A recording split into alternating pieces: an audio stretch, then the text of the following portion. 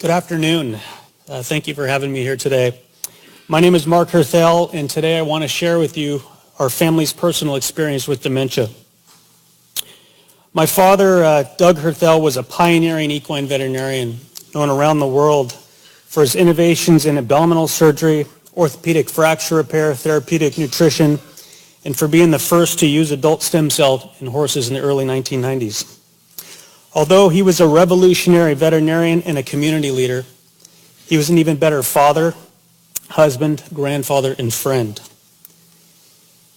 On February 17th, 2017, my father's life and our lives changed drastically. It was a stormy day, and our veterinary hospital started flooding. My father was out in the storm working to protect our property. One moment he seemed fine, and the next he was a different person. He was having hallucinations, and he was experiencing paranoia.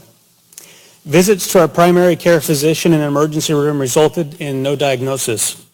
In fact, his personal doctor was baffled.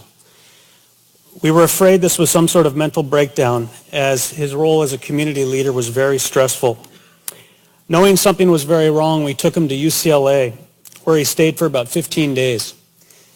It was in UCLA that an ER doctor first uttered the words dementia to describe my father's behavior. In fact, he said he was in stage 4 dementia. This was the first time I'd ever heard of stage 4 dementia. We couldn't believe it because dementia was something that we felt came on over time and didn't surface in one day. I shared my father's symptoms with my uncle, another equine veterinarian.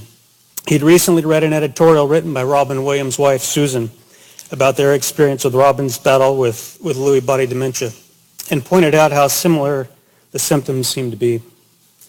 Reading about Lewy body dementia was devastating for us, but it was also very revealing.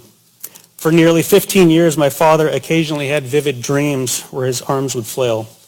This REM sleep behavior disorder was mentioned often as a risk factor for Lewy body dementia. After a PET scan, my mom, father, and I met with a resident and a social worker. They told us the results were consistent with Lewy body dementia. My father stabilized, was released from the hospital, and we were given some recommendations for support groups in our area, a set of prescriptions, and we were discharged back home. We met with a psychiatrist on an outpatient basis every 2 weeks to manage his medications. Later, some erratic behaviors returned, and his condition worsened. So we took him to a highly recommended private hospital. He spent 3 weeks there under the care of a phenomenal doctor. They spent a lot of time getting his medications figured out. One of the medications that we seemed to notice a difference with was a rivastigmine patch. We could literally tell when he'd forgotten to take it. When my father was discharged the second time, it was explained to us that dementia was changed to neurocognitive impairment instead of mild cognitive impairment in dementia. It became neurocognitive disorder with probable Lewy bodies. I have to say that in that moment, the terminology used for his diagnosis was both thorough but somewhat confusing for our family, even though we were a family well-versed in medicine. When we returned home, my father got into an intensive exercise program. He worked out with a trainer 5 days a week. It was obvious to us when he'd exercised. He was clearer and he was more engaging. While my father had some good days and bad days, his self-confidence was gone.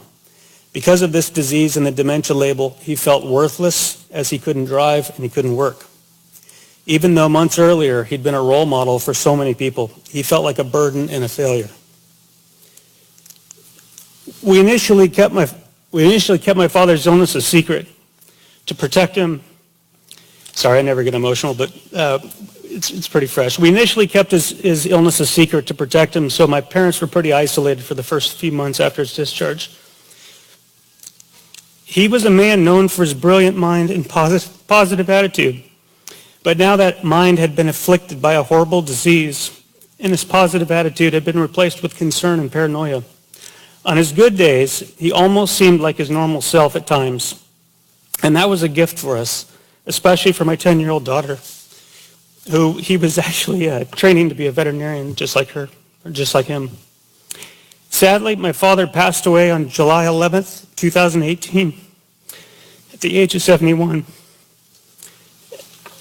At his memorial service, more than 1,200 people showed up in a town of 1,000 people. Filled up the church and they filled up the adjacent building.